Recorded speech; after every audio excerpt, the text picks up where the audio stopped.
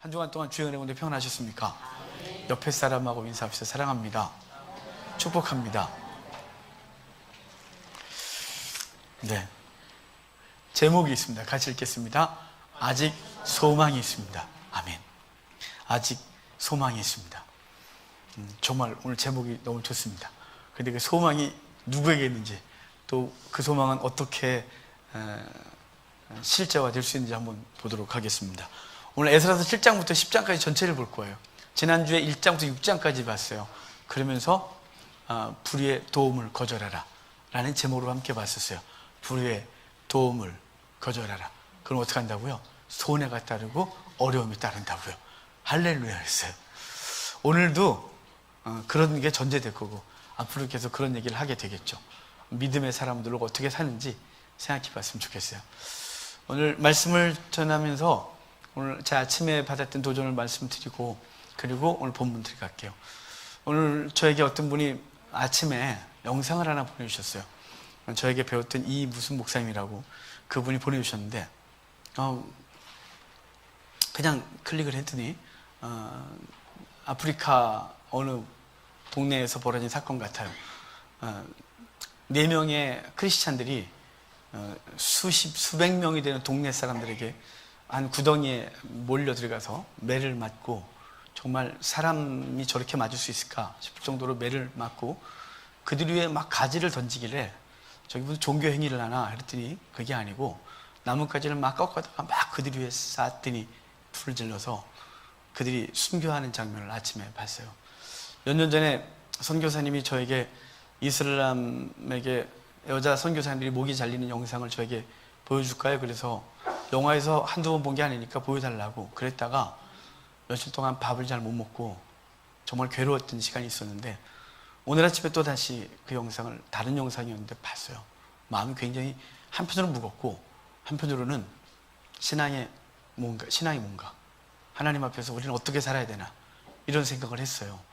4명 중에 3명은 정말 고통스럽게 매를 맞고 그 불이 몸에 붙어서 고통스러워하는 모습으로 죽는 사람이 있었는가 하면, 한 사람 매를 맞을 대로 가부좌를 들고 앉아서 계속 맞고, 손을 마치 찬양하고 기도하는 자세로 하듯이 이렇게 벌리면서 매를 맞고 몸에 불이 타는데도 그 꿈쩍도 안 하고 있는 그를 보면서, 하나님, 제가 저 자리에 있었으면 나는 어떻게 감당할 수 있을까요? 주님, 이 시대에 우리 민족 가운데 한국교회가 힘을 잃어가고, 30년 전에 4명 중에 1명이 크리스찬이라고 하고 30년 지난 지금 10명 중에 1명이 크리스찬이라고 그러고, 앞으로 20년이 지나면 지금 60대가 주로 있어요. 그 10%의 대부분은 60대 이상이에요. 50대, 40대, 30대로 내려가면서 크리스찬이 급속히 줄고, 이제 동네에서 크리스찬 몇 안 되며 박해를 당할 때 우리의 후손들과 후배들은 어떻게 믿음을 지킬까, 이런 고민을 오늘 아침에 아주 심각하게 했었습니다. 믿음의 결국, 그것은 영혼의 구원을 얻지만 이 땅에서 육신은 고난을 당하는 것이 전제된 삶을 이 땅에 살아가고 있습니다. 여러분, 바라기는 우리가 믿음의 좀 영적 전투를 우리가 하고 있다는 사실을 좀 인지하고, 세상과 타협하고 적당히 살면서 교회를 나오고 예배를 드리고 있으니 나는 평안하다라고 하는 것을 멈추지 말고, 한국교회와 열방의 교회와 우리 뒤에 우리 아이들이 섬겨야 될 한국교회와 하나님의 나라를 생각하면서 오늘 고민하고 오늘 울고 오늘 하나님 앞에서 어떻게 새롭게 해야 되는지를 생각하는 귀한 시간 되었으면 정말 좋겠습니다. 오늘 7장부터도 굉장한 결단이 있어요. 정말 인생의 엄청난 결단을 오늘 해야 되는 이야기가 오늘 있어요. 자, 7장부터 볼 거예요. 7장 1장부터 6장까지는 스룹바벨이 이스라엘 백성을 1차 복귀시킨 얘기가 1장부터 6장까지예요. 2차 복귀가 오늘 7장부터 10장까지 에스라를 통하여 이스라엘이 바벨론에서 돌아오는 얘기였어요. 돌아오는 얘기예요. 근데 그 돌아와서 한 일이 무엇인지, 그리고 왜 아파했고 소망이 무엇이라고 말하는지를 오늘 볼 거예요. 그 환난 속에서도 그들은 소망을 품었겠죠. 사실 그 장면을 보면서 그랬어요. 하나님 왜 일 안 하시나요? 왜 일 안 하시나요? 저희 막 매질하는 사람들이 갑자기 꼬꾸라지면 얼마나 좋을까, 이런 생각을 하면서 봤어요. 하나님 배라기도 치셔야 되는 거 아닌가요? 정말 벌레를 짓밟듯이 짓밟히고 있는 저 크리스찬들은 저 얼마나 무능해 보일까요? 하나님 왜 일 안 하시나요? 라고 안타까우면서 그 영성을 봤는데요. 여러분, 하나님은 이 시대 주의 백성들을 향하여 그렇게 지켜보고 계실 것이고, 우리는 어떻게 믿음을 지켜야 되는지를 오늘 본문을 통하여 좀 봐야겠죠. 어떻게 신앙의 결단을 해야 되는지. 자, 7장 에스라 얘기예요. 에스라를 통하여 10장까지 끌고 갈 건데, 자, 7장 5절과 6절, 우리 에스라가 어떤 사람인지 좀 봅시다. 7장 5절 6절 같이 읽겠습니다. 아비수아의 13대 손이요, 비나스의 14대 손이요, 엘르아살의 15대 손이요, 대제사장 아론의 16대 손이라. 이 에스라가 바벨론에서 올라왔으니 그는 이스라엘 하나님 여호와께서 주신 모세의 율법에 익숙한 학자로서 그의 하나님 여호와의 도우심을 입음으로 왕에게 구하는 것은 다 받는 자이더니. 아멘. 에스라에 대한 그 에스라 개인에 대한 소개인데, 에스라는 아론의 16대 손이라 이렇게 말해요. 그러니까 에스라는 아론의 적통인 거죠. 정말 거룩한 하나님 말씀을 품고 제사장 역할을 감당했던 집안의 후손, 그를 학사 겸 에스라다 그러는데, 페르시아에서는 왕 옆에서 학사로서 활동을 했고, 그의 민족적 그리고 영적 직분은 제사장으로서 삶을 감당했던 사람이에요. 그런데 그에 대한 평가가 뭐냐면, 그는 하나님의 도우심을 입어 왕에게 무엇을 구하든지 다 얻는 자다 이렇게 말해서 하나님께 인정받고 사람에게도 인정받는 사람이다 이렇게 말하고 있는 거예요. 성도의 아름다운 모습인 거죠. 하나님께 인정받고 세상 속에서도 거룩한 삶으로 인정받는 사람, 에스라. 이 사람이 이스라엘로 돌아오기로 해요. 왜 돌아오냐면 이스라엘의 영적 환경이 무너졌어요. 돌아온 지 한 70여 년 됐거든요. 1차가 돌아와서 성전 건축하다가 15년 중단됐고, 지난주에 말씀을 통하여 재건하기 시작해서 5년 만에 완공되고 한 50여 년 지나요. 그런 상황 속에서 이스라엘은 영적 상황이 무너져요. 세상과 짝하고, 그리고 세상 가치관이 들어오고, 그리고 하나님의 말씀에 대한 경건한 신앙이 무너져요. 200만 명 정도 바벨론 포로에 있었는데 그중에 5만 명 경건하고 열정적인 사람이 돌아왔는데, 반세기가 지나면서 그들은 그 열정 다 식고 세상과 짝하며 성도의 삶을 잃어버린 시대. 그럴 때 에스라가 돌아와요. 자, 에스라가 돌아오면서 작정했는 말씀 볼까요? 작정한 말씀 7장 10절이에요. 7장 10절 같이 읽겠습니다. 에스라가 여호와의 율법을 연구하여 준행하며 율례와 규례를 이스라엘에게 가르치기로 결심하였더라. 에스라가 돌아오면서 결심한 게 뭐냐면, 말씀을 연구하고 그 말씀대로 살아보고 그 말씀을 가르치겠다 이렇게 작정해. 왜 이스라엘의 영적 상황을 앞에 두고 돌아오면서 한 것이 말씀을 연구하고 준행하고 가르치는 걸까요? 그 이스라엘의 영적 상황을 새롭게 하는 가장 기본은 자신이 말씀 앞에 서는 것이었어요. 말씀을 연구하는 거죠. 제가 대학원 때 이 말씀을 읽고 이 말씀을 제 삶의 도로 삼았어요. 내가 에스라가 되리라. 그래서 제 별명이 에스라예요. 이상합니다만. 황에스라. 제 아이들은 하에스라, 하림교회 에스라라고 들어보셨나 모르겠네요. 그러니까 에스라, 내가 에스라가 되리라. 한국교회를 살리리라. 그걸 위해서 내가 말씀을 연구하고 그 말씀대로 내가 살겠다. 그리고 그 말씀을 전하겠다. 이렇게 작정했던 때가 대학원 때예요. 여러분, 하나님 말씀을 먼저 연구하십시오. 우리가 한국교회의 이 비참한 현실을 보고 있고, 그리고 교회 다니는 사람은 많으나 크리스찬이 적은 이 시대를 보면 우리는 대체 어떻게 해야 되느냐라고 하는 것 앞에서 내 자신이 변화되는 것부터 해야 되죠. 우리 한국교회는 그래도 성경 공부 좀 한다 하는 교회 아니겠습니까? 성경을 왜 공부합니까? 그렇게 제가 왜 이렇게 성경 좀 공부하자고 왜 그러나요? 성경 공부해서 뭐 목회하시려고요? 성경 공부해서 이렇게 시험 문제 풀고 1년에 한 번 이 집사님이 선물 1년에 2번 주는구나. 그거 작품 하나씩 주면 그거 받아서 집에다 갖다 놓으시려고요? 여러분, 그게 아니죠. 우리가 하나님 앞에서 새롭게 되고 민족교회 앞에서, 열방 앞에서 우리가 이 하나님의 나라를 다시 회복하기 위한 가장 기초는 주의 말씀을 연구하는 거예요. 그 말씀을 읽는 거예요. 그리고 그 말씀을 공부하는 것으로 끝나면 여기만 커진대요. 그 말씀은 삶으로 살아봐야 되죠. 살아보면 이 말씀이 진리인 줄 알아요. 살아봐야 진리인 줄 아는 거예요. 안 살아보면 그건 여기만 멈춰있고, 그거는 어떤 위기 앞에서 절대로 능력이 안 돼요. 살아보는 거죠. 그러면 진리구나 이렇게 아는 거예요. 진리구나. 그러면 그걸 담대하게 말할 수 있는 거예요. 예수님이 살아계시다고. 하나님 말씀은 진리라고.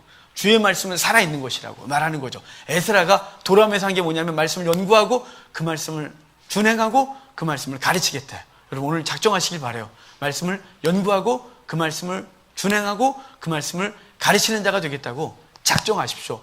그럼 목사님들이 하는 거죠. 아니요. 초대교회는 크리스찬이 되는 순간 누구나 전도자가 됐어요. 누구나. 그가 사회적 신분 상관없어요. 교회 직분 상관없어요. 크리스찬이 되는 순간 그 말씀 앞에 섰고 그 말씀을 연구했고 그 말씀으로 살았고 그 말씀을 전하는 데 힘을 다했다 이 말이에요. 저 여러분이 그렇게 되기를 주의 이름으로 축복합니다. 이제 그렇게 되고 올라오게 됩니다. 올라오게 되는데요. 그 에스라만 올라온 게 아니에요. 자, 25절, 29절 봐요.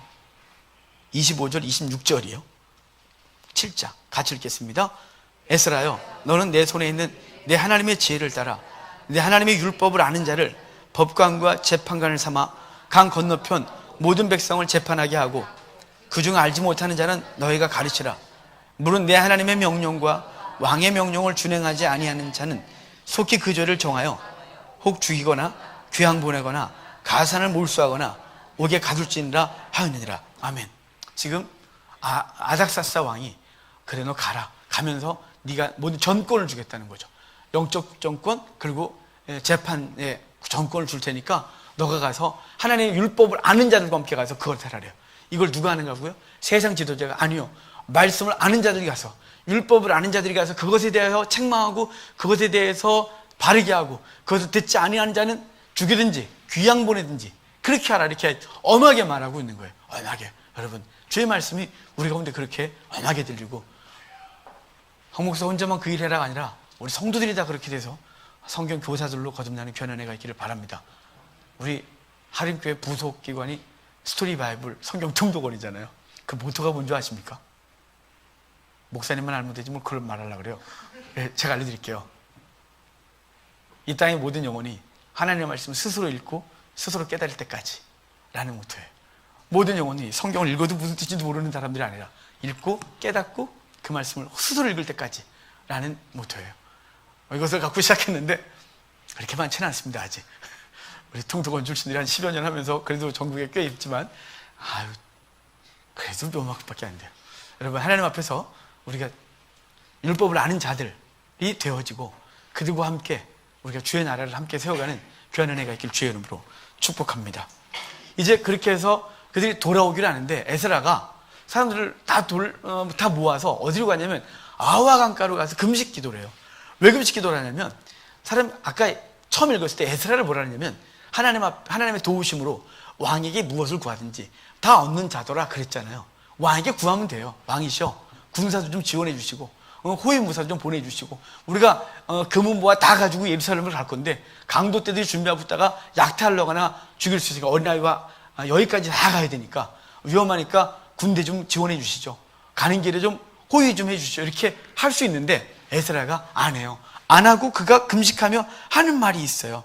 자, 8장 22절 봐요. 22절, 23절 같이 읽을게요. 이는 우리가 전에 왕에게 아뢰기를 우리 하나님의 손은 자기를 찾는 모든 자에게 선을 베푸시고 자기를 배반하는 모든 자에게는 권능과 진노를 내리신다 하였으므로 길에서 적군을 막고 우리를 도울 보병과 마병을 왕에게 구하기를 부끄러워하였습니다. 그러므로 우리가 이를 위하여 금식하며 우리 하나님께 간구하였더니 그의 응낙하심을 입었느니라. 아멘. 지금 왕에게 무엇을 구하는지 다 얻을 수 있는데 안 구했대요. 왜 안 구했냐? 속된 말로 창피했대요. 왜 창피했냐? 평소에 왕이 그랬거든요. 에스라, 당신이 믿는 하나님은 어떤 하나님이야? 그분이 어떤 하나님인데 그렇게 신실하게 그를 섬겨? 그러면 에스라가 이렇게 말했던 거죠. 우리 하나님은 우리가 기도하면 다 들으시고 우리가 맘만 먹어도 그분이 응답하시고 그분 우리의 모든 표를 아시는 분이십니다 라고 말했는데 막상 가야 되는데 왕이셔. 군대도 좀 지원해 주시고 라고 하기가 창피했대요. 자기가 했던 말이 있어서 그래서 차라리 구하느니 금식하겠다. 그래서 아와 강가에서 백성들을 모아놓고 함께 금식하여 하나님의 응낙하심을 얻어요. 그래서 얼마나 빨리 가냐면 1차 바벨론 복귀는 6개월 걸려요.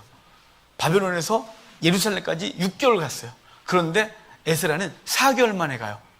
어떻게 빨리 가냐면요. 원래 정상도로를 이렇게 올라갔다 가야 되는데 에스라는 가다가 중간에 훅 꺾어 들어가요. 근데 훅 꺾어가는 길이 위험해요. 강도떼도 많고 공인된 도로가 아니에요. 그러니까 고속도로 아니고 지방도예요. 거긴 강도떼도 위험도 아주 많아요. 근데 에스라가 그렇게 갈 수가 없는 거예요. 왜 6개월 동안 걸려서 갈 수가 없었냐면, 그리고 호위 받으면서 가면 군대들이 자기네 속도, 군대의 속도, 좀만, 그만, 오늘 여기서 자고, 오늘 여기서 자고, 막 이러면 6개월 걸려가야 되잖아요. 에스라는 지금 이스라엘의 영적 상황이 마음에 걸리고 속해서 이거 문제 해결하고 싶은데, 그걸 구하고 그들과 함께 가면 오래 걸려요. 정상적인 도로를 가려면 좀 더 걸리는데, 그 도로로 갈 수가 없는 거예요. 위험을 감수하고, 왕의 호위무사 다 거절하고, 그냥 그 위험한 도로로 가서 4개월 만에 안전하게 도착한 은혜를 입어요. 에스라의 마음이 이스라엘의 영적 상황을 그냥 볼 수 없는 거예요. 여러분, 저 여러분들이 가슴이 뜨거워지길 바래요. 우리 한국교회 현실과 우리가 섬기는 교회의 현실과 우리 공동체들의 현실을 좀 보는 눈이 생기길 바랍니다.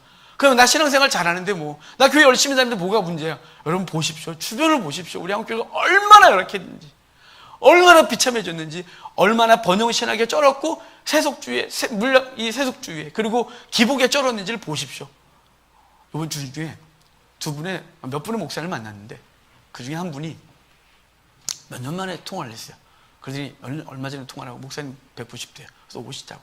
그래서 왔어요. 왔는데 왜 왔냐 그러니까 속이 터져서 못 살겠대요. 자기하고 말이 통하는 사람이 없대요. 그래서 왜 안 통하냐면, 그분이 부교육자로 활동을 하시는데, 부교육자로 설교를 하면 목사님은 꼭 그걸 시비를 건대요. 왜 설교를 못 하셨나 봐요. 그게 아니고 복음의 본질에 대하여, 주 앞에서 어떻게 살아야 되는지, 이런 얘기를 하면 목사님 불러다가, 너무 설교 주제가 그래요. 그런 설교를 자꾸 하면 이렇게 위로해주고 격려해주고 막 그래야지. 자꾸 그런 설교. 이분이 자기를 막 이렇게 쭉 다듬어서 조심스럽게 했는데도 그게 안 되는 거예요. 그러니까 이 처참한 한국교회 현실을 보면서 이 불이 타는데 말할 데도 없고 같이 이렇게 생각을 나눌 사람이 없어서 저한테 온 거예요. 그래서 저하고 많은 얘기했어요. 너무 감사하고 너무 행복하고, 저도 위로받고 그도 위로받고, 현실을 보는 사람들이 있구나. 우리 하는 얘기 뭐였냐면요, 묘하대요. 우리 한국교회는 복음을 얘기한대요. 복음을 막 얘기하다가 끝에 가면 꼭 뭐로 가냐면 기복으로 간대요. 끝에 가면 꼭 번영으로 간대요. 주를 위해 사십시오. 주 앞에 열심히 사십시오. 그러면 복 받습니다. 그러면 주님께서 여러분의 삶을 놀라운 복을 주시고, 이렇게 자꾸 한다는 거예요. 아닌데, 제가 아니라 그랬죠. 아니라고요. 그러니까 이단이 뭔 줄 알아요? 끝이 다르다고요. 복음의 끝이 자꾸 달라지는 거예요. 신약성경 안에서는 이 땅에서 잘된 다니가 없다 그랬어요. 신약성경에. 신약성경 후반으로 가면 아주 노골적으로 죽으래요. 주를 위해 죽으래요. 그의 치욕을 짊어지고 영문 밖으로 나가 죽으래요. 주의 복음 때문에 인내하래요. 지금으로 그리스도 안에 죽는 자는 복이 있대요. 사흘 반 동안 죽어서 널브러져 수치를 당할 거래요. 복음이 말하고 있는 거예요. 믿음 지키다가 겪는 거예요. 그런데 이런 얘기를 하면 너무 무섭다, 너무 무겁다, 왜 성도들한테 부담 주냐, 왜 이렇게 해서 설교를 못하게 하니까, 이게 너무 답답해서 누군가가 얘기하고 싶은데 사람들하고 얘기하면 그게 뭐가 잘못됐냐고, 자꾸 그러니까 답답해서 저한테 배웠던 분이니까 저한테 와서, 목사님 이래갖고 저하고 얘기를 하고, 저도 위로받고 그도 위로받고, 아직 복음 앞에 전투적으로 살아가는 사람이 있구나, 이것 때문에 괴로워하고 이것 때문에 떨며 어찌하면 좋을까, 그 무릎 꿇고 울고, 한국교회 부패를 보면 울고 있는 사람이 있구나, 이것 때문에 위로받았던 한 주였어요. 여러분, 복음 앞에 우리가 온전히 서야 되겠죠. 여기 이 에스라는 그 이스라엘 현실을 보면서 너무 안타까워 4개월 만에 갔고, 그리고 그곳에서 도착하자마자 에스라가 겪는 슬픈 이야기가 있어요. 자, 9장으로 갑시다. 9장 1절 2절 봐요. 9장 1절 2절 같이 읽겠습니다.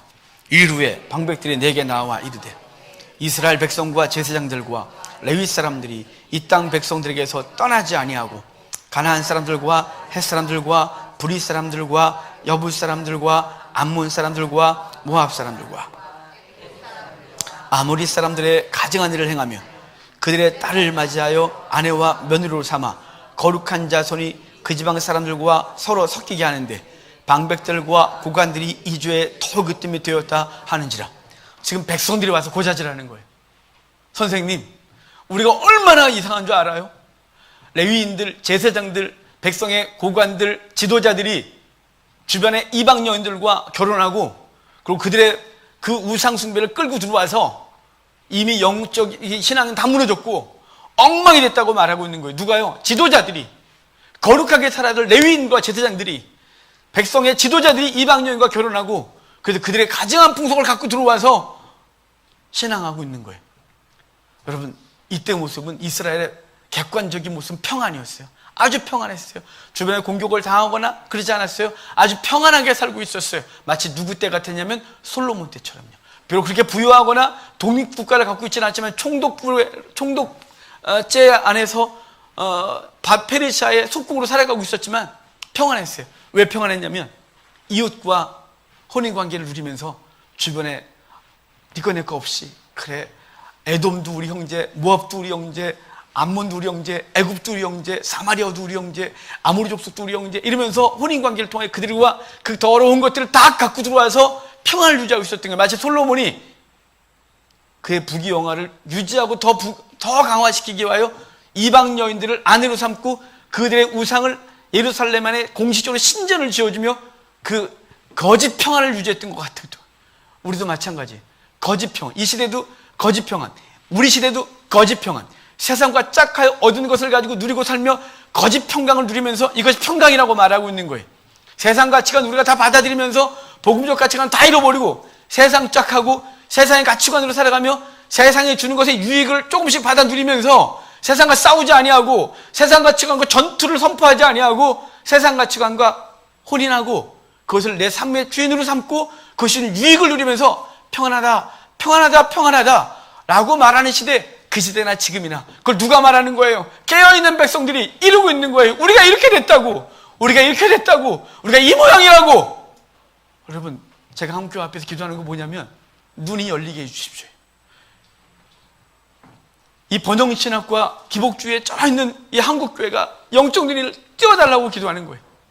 너무 답답해서 좀 뜨게 해달라고.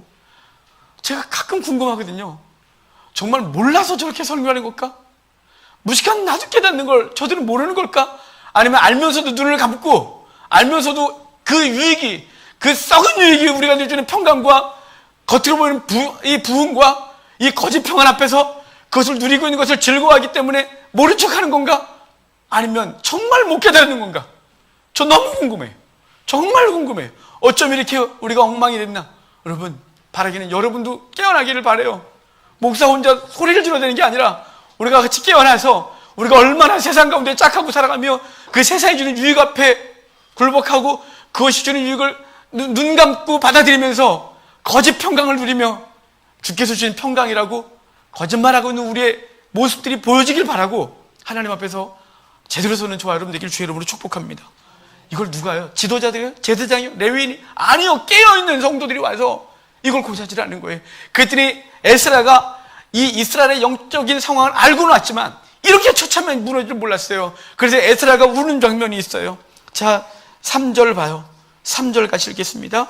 내가 이 일을 듣고 속옷과 겉옷을 찢고 머리털과 수염을 뜯으며 기가 막혀 앉았더니 속옷과 겉옷을 찢고 머리털과 수염을 뽑으면서 괴로워 앉아 있는 거예요. 왜일까요? 나중에 보면 이 에스라가 솔로몬이 그랬는데, 그래서 이 나라가 망했었는데 70년 동안 바벨론 포로 가서 고통을 겪었는데 이제 겨우 하나님이 살려주셔서 이 땅으로 돌려보내놨더니 우리가 또 이러고 있나이다, 또 이러고 있나이다, 이렇게 말하고 있는 거예요. 여러분, 주님께서 우리를 세상 가운데 건지셨어요. 사망 가운데 건지신 거예요.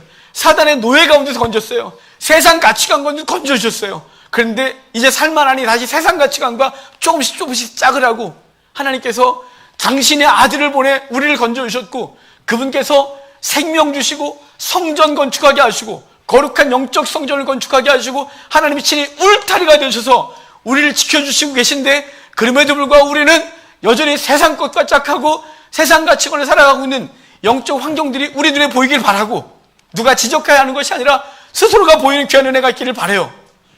그렇기를 바라요. 일부 때 대부분 교사들과 젊은 친구들이니까 제가 그랬어요. 지금부터 바꾸라고. 지금 너희들이 하나님 앞에서 죄 짓고 있는 것이 있다면 지금 끊지 아니하면 나중에 세월이 오래가면 끊고 싶어도 안 끊어진다고. 끊고 싶어도 안 끊어진다고. 요 정도쯤이야. 이 정도쯤이야. 남들 다 아는 거. 요 정도쯤 괜찮아요. 이 정도쯤 괜찮아요. 나 그래서 교회 나오잖아요. 여러분, 이래서요. 하나씩 하나씩 세상 것이 잠식하다 보면 주님은 우리 속에 떠나가기 시작하고, 주님은 언제나 형식화되어서 우리 안에 주님은 안 계시고 세상 것이 가득한 사람 되는 것이에요. 여러분, 오늘 결단하여 끊는 거예요.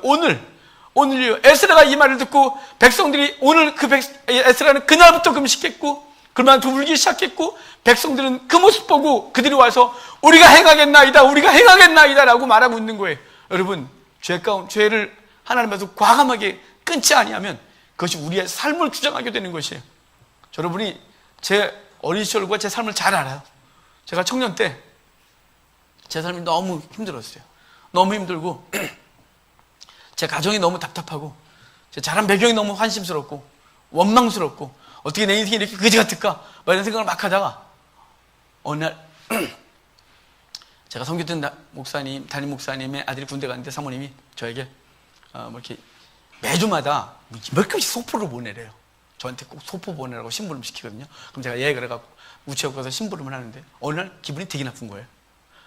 갑질해서 기분 나쁜 게 아니고 뭐가 기분 나쁘냐면 갑자기 어떤 놈은 부모 잘 타고 나서 군대에서도 이렇게 호사스럽게 군생하려고, 어떤 놈은 부모 잘 못하고 나서 인생을 거지같이 사는구나 생각을 하니까 속을 퍼서 운전할 수가 없어요. 그래서 차를 세워놓고 울었어요. 혼자서 엉엉 울었어요. 너무 안심스러워서 제 인생이 하도 굶고 하도 그래서 하반신 마비 오고 정말 내 인생은 왜 이럴까 싶고, 하루라도 페달을 밟지 않으면 난 죽을 것 같은 이 삶을 살아가는 나는 왜 이럴까? 이것 때문에 혼자 울다가 그날 결단을 했어요. 그래, 내가 만들리라. 그래, 우리 가정을 다시 새롭게 하리라. 나를 통해서 만드실 가정은 하나님 앞에서 온전하고 바른 가정 만들리라. 그래, 여기서 내가 무너지고 그래 난 이렇게니까 난 이렇게 살 거야가 아니라 새롭게 하리라. 그래서 그날 결심을 했어요. 그렇다고 해서 우리 가정이 제가 훌륭한 가정을 이루냐 이렇게 그러지 못하고 열심히 달려가고 있어요. 성도답게 살려고 우리 가정 하나님 앞에서 우리 아버지, 우리 집안의 제 위 때부터 있었던 그 모든 세속적인 죄악들을 다 끊어내고, 하나님 나를 통해 새롭게 우리 가정이 새로워지고 우리 후손들은 하나님 앞에서 거룩한 영적 백성으로 살아가기를 소망하면서 이렇게 작정했던 때가 그날 도로변에서 차선을 구울었던 날이에요. 여러분, 오늘 결단하셔야 돼요. 특별히 젊은 친구들은 오늘 자기 속에 있는 죄들을 끊어내야 돼요.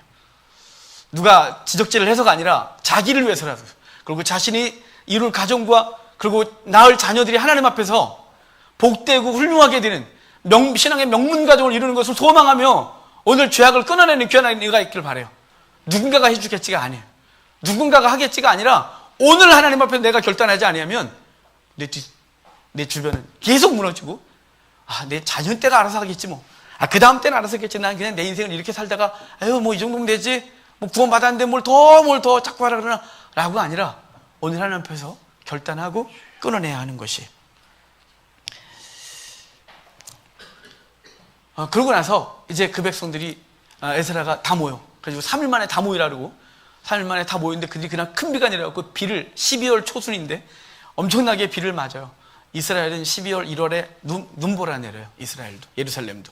그러니까 그 눈보라를 맞고 그들이 떨고 있을 때 그 백성들이 다 떨고 서 있는 거예요. 그 부끄러움 앞에. 에스라도 낯이 뜨거워서 하나님 앞에 설 수가 없나이다라고 말했고, 그 백성도 똑같았어요. 일단은 3개월 동안 유예를 두고 3개월 동안 다 정리해서 이방 여인과 혼인한 사람 찾아냈고 다 돌려보내요. 다 돌려보낸 그 결과를 좀 볼까요?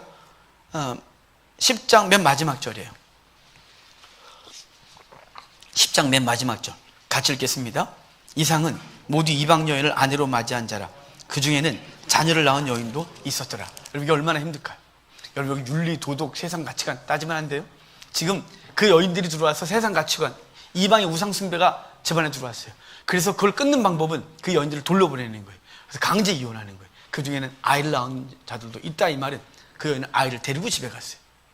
그 남편 마음은 얼마나 힘들었을까요? 끊어내는 그 사람은 얼마나 힘들었을까요? 이후로 그럼 괜찮았을까요? 나중에 느헤미야를 다음 주에 보겠지만 10여 년 세월이 지나는데 그 10여 년간 예루살렘은 쑥대밭이 돼요. 이 사건 때문에 엄청난 고통을 겪어요. 그럼에도 불구하고 결단했고 그것을 실천에 옮겼어요. 여러분, 그걸 결단하고 실천에 옮기는 데 있어서 중요한 게 있어요. 그것은 소망이죠. 우리 오늘 본문 읽었던 10장으로 다시 갈까요? 10장 초반.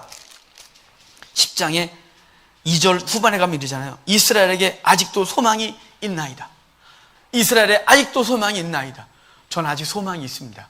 제가 가는 곳마다 성경을 가르치면서 우리 아직 소망이 있습니다. 비록 한국교회 주축이 다 50대 후반, 60대밖에 없지만 30대, 40대도 교회 내에서 제대로 일하는 사람이 없고 목사가 되어도 개척을 하지 못하고 이 열악한 환경 가운데 아직 소망이 있는 것은 주를 경험한 세대가 아직 살아있지 않습니까? 제가 살아있고 60세가 살아있고 70대가 살아있다고 아직 살아있는 이때에 하나님 앞에 붙들고 다시 개혁할 수 있다고 소망이 있다 그러는데 이 소망이 있는 첫 번째가 본문에서 뭐냐면 그 다음 절이에요. 3절 같이 읽겠습니다. 곧 내 주의 교훈을 따르며 우리 하나님의 명령을 떨며 준행하는 자의 가르침을 따라 이 모든 아내와 그들의 소생을 다 내보내기로 우리 하나님과 언약을 세우고 율법대로 행할 것이니이다. 자, 하나님의 말씀을 떨며 듣는 자가 있대요. 하나님의 명령 앞에 떠는 자가 있다라고 말하거든요. 여러분, 하나님의 명령 앞에 떠는 귀한 애가 있기를 바랍니다. 하나님 말씀 앞에서 어찌 않고 고민하는 우리가 되길 바라요. 하나님 명령 앞에서 덜덜 떨며 주의 말씀을 받기를 바라요. 데살로니가 교회가 환난과 박해가 많았는데 그들을 칭찬하거든요. 칭찬하는데 이래요. 그들이 칭찬받아 마땅한 이유는 뭐냐면 환난 중에도 말씀을 기쁨으로 받아. 그래. 환난 중에는 만약에 사도 바울도 데살로니가에 3주밖에 못 있었어요. 하도 박해가 심해서. 성도들 얼마나 박해가 심했을까요? 그 박해 속에서도 말씀을 기쁨으로 받았다는 건 뭐냐면 아까 말씀대로 그 동네 사람들이 화형을 당하고 현재에서도 화형을 당하는 21세기에도 믿음 때문에 화형을 당하는 이 비참한 때 21세기에도 믿음 때문에 목이 잘려드는 이 때에도 그걸 바라보고 기꺼이 믿음을 지켰다고 하는 그 사람들이에요. 그 환난 속에서 믿음을 지키는 거죠. 하나님의 명령을 떨며 지키는 자들이에요. 어찌할꼬 라고 하는 것이죠. 제가 오늘 아침에 이런 사람이 누가 있었을까? 성경에 이런저런 여기 많이 써놨어요. 다음은 시간이 없어서 못할 것 같고요. 누가 있을까? 우리 집사람이래요. 옆에다가 우리 성도. 저요. 저 정말 행복해 죽는 줄 알았어요. 주의 명령 앞에 떠는 자들이 누가 있을까? 그래서 성경에서 찾으라 그랬더니 우리 집사람이 우리 성도 감사해요. 정말 감사해요. 우리 성도들이 주의 말씀 앞에 떠는 얘기들을 종종 간증으로 듣거든요. 명령 앞에 떨고 어떻게 고민할까? 지난주에 불의의 도움을 거절해라. 여전도에서 그거 나눴다면서요. 그래서 불의의 도움을 거절하는 얘기를 하면서 기꺼이 그 용기를 얻었다고 하는 얘기를 들으면서 저도 행복했는데 저희 집사람이 우리 교회 성도들은 말씀 앞에 떨고 있대요. 행복했어요. 비록 우리 교회가 조그맣지만 제가 자꾸만 이 영상에 조그만 들어가고 그러니까 조그맣지만 여러분 중요한 건 뭐냐면 껍데기 없어요. 제가 보기엔 우리 성도들은 그래도 대부분 알곡이에요. 알곡이라서 고민하고 끙끙거리고 제가 막 별소리를 다 해도 저한테 와서 목사님 오늘 설교를 심하게 했어요. 이런 사람 아무도 없고 도리어 고민하고 도리어 저한테 가끔 카톡 보내세요. 개인적으로 목사님 제가 괴롭지만 감사합니다. 그 말씀대로 살아보겠습니다. 여러분 전 그럴 때 목사로서 가장 행복해요. 여러분 주의 말씀에 떠는 저와 여러분이 있어서 우리 소망이 있어요. 또한 그 말씀을 준행하기로 작정하여 아내를 돌려보내고 자가 있나이다 라고 하는 것이죠. 그게 소망이에요. 오늘 주의 말씀을 듣고 내가 살아야지 라고 생각했다면 이미 소망이 여러분 가운데 생긴 것이에요. 오늘 결단하고 저녁에 가면 또 무너져도 내일 아침에 다시 결단하면 돼요. 아침에 결단 저녁에 무너지면 또 일어나십시오. 어떻게 죄악이 그 뿌리 박힌 죄악이 금방 뽑히겠습니까? 제가 상담학을 공부할 때 죄가 우리 속에 들어 습관이 들어오면 그걸 뽑아내는데 2배가 걸린대요. 그 죄가 생긴 지가 2년 됐으면 4년 걸리고 그 성향이 10년 걸렸으면 20년 걸린대요. 그만큼 뽑아내기가 어렵대요. 여러분 괜찮아요. 넘어져도 일어나면 되는 거예요. 깨어있으면 되는 거예요. 하나님 내가 어찌하면 좋을까라고 애통하십시오. 심장을 찢고 하나님 앞에서 괴로워하십시오. 머리털을 뽑고 하나님 앞에 우십시오. 자기의 죄성을 보면서 나 어찌하면 좋을까요? 나 성도인데 나 집사인데 나 왜 이러나요 하나님? 나 목사인데 왜 이러나요 하나님? 라고 울어야 해요. 그리고 하나님 앞에서 결단하셔야 돼요. 내가 오늘부터 안 할게요. 나 그거 안 해볼게요. 그리고 또 하면 주님 나 오늘도 넘어졌어요. 나 다시 일어날게요 라고 넘어지지 마시고 또 일어나시고 또 일어나고 또 일어나는 것이에요. 그런 자들 통하여 하나님의 소망이 생기는 것이에요. 말씀을 떨며 받고 그 말씀대로 살겠다고 작정하는 자들이 이 땅의 소망인 것이에요. 하나님이 소망이시죠. 예수 그리스도가 소망이에요. 그분이 우리에게 구원 주신 건 소망이에요. 근데 그 소망을 내 마음 간직하고 나 영혼 구원받으니 괜찮아가 아니라 이 시대의 소망, 한국교회의 소망, 이 21세기 교회의 소망, 박해받고 환난받지만 세상에 썩어지고 받아들이면서 적당히 누리고 이 땅에서 숫자를 늘리고 재물을 늘리면서 이것이 소망이라고 말하는 것이 아니라 그 모든 걸 잃어버려도 말씀 앞에 서고 내가 다니는 곳, 걸어 다니는 곳이 하나님의 말씀이 걸어 다니는 것처럼 주의 말씀 살아가는 자들, 주의 말씀에 떨고 그 말씀을 준행하는 자들이 소망인 줄 믿고 저 여러분들이 이 시대에 소망으로 서기를 주의 이름으로 축복합니다. 어려움이 따른다 그랬잖아요. 이들은 이결단하고 그 가족들을 돌려보내는 것 때문에 예루살렘을 10여 년 동안 불타고 쑥대밭다고 엉망을 겪어요. 얼마나 어려웠을까요?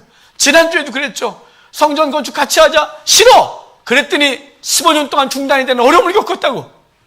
여러분, 하나님의 말씀 앞에서 살려고 하면 박해가 따른다고 성경은 수도 없이 말했어요.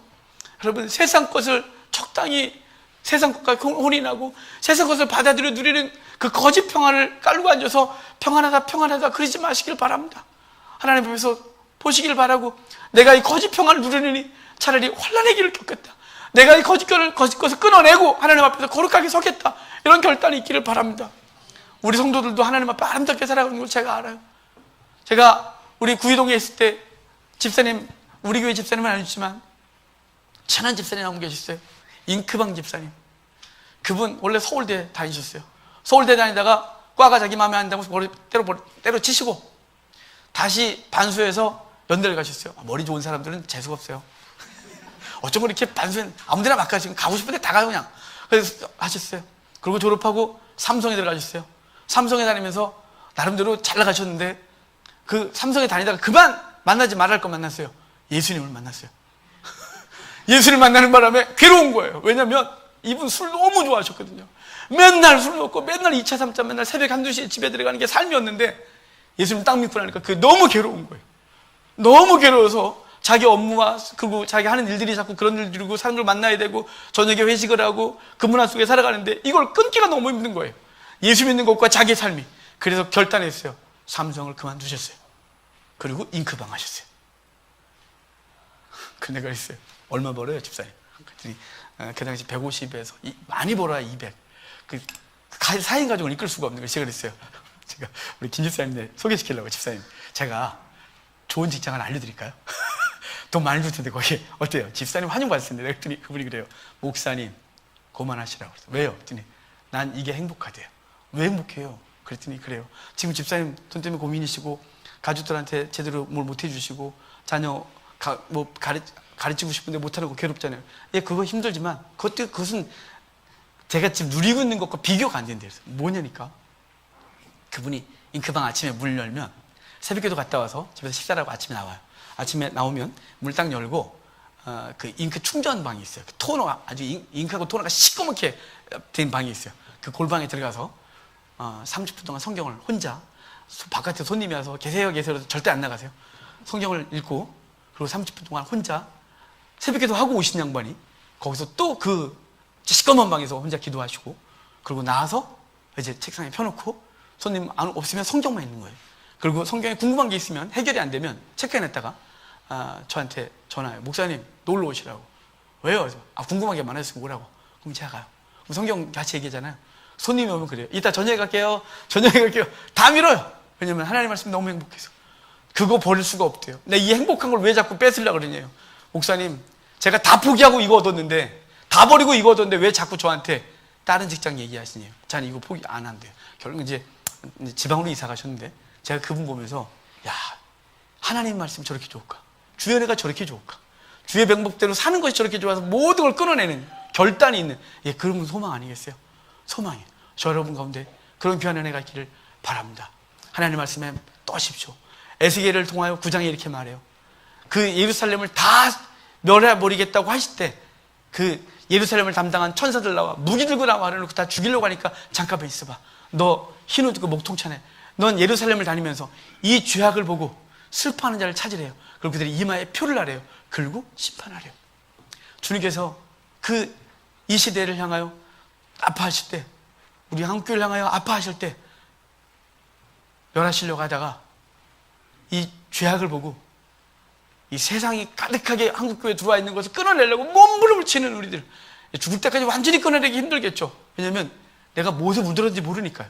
내가 어떤 것에 영향을 받고 살아가는지도 우리는 잘 모를 정도로 이미 세상 것에 가득해요.